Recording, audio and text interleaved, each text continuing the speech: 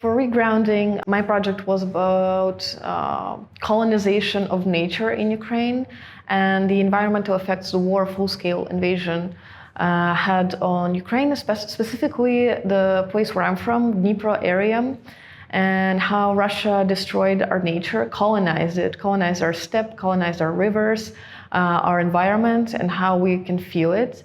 And it's also one of the ways to erase the, your identity, is remove you from your roots, regrounding, grounding. And that was like the first part with Where's My Step, Demi-Step. And it's still work in progress. And it was an online residency. And now here in Cyprus, it was also very interesting for me because there's still this colonial topic and environment. And both of these topics are very important to me and have affected my family directly. So it's something that's painful for me, I feel it.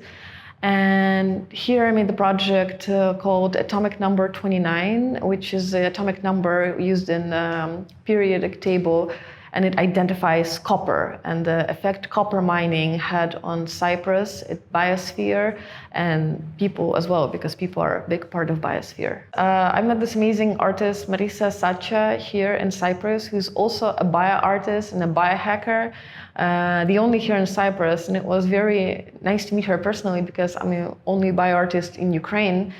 Obviously, Ukraine and Cyprus have different histories, but something we have in similarity is war, loss, and environmental changes caused by the colonialism. So we immediately bonded on that topic, and I immediately decided to invite Marisa to collaborate because while being here, I learned that Cypriots have been through a lot, and they had enough people, enough oppressors telling them what to think about their history, what to think about their land, about their island. So I thought it's important to have Marisa, who's also amazingly talented, to collaborate on this piece because she's a Cypriot and having this more personal perspective on this copper mining and its environmental effects. As a scientist, I have scientific background and I kind of moved from science more towards art. People don't listen to scientists.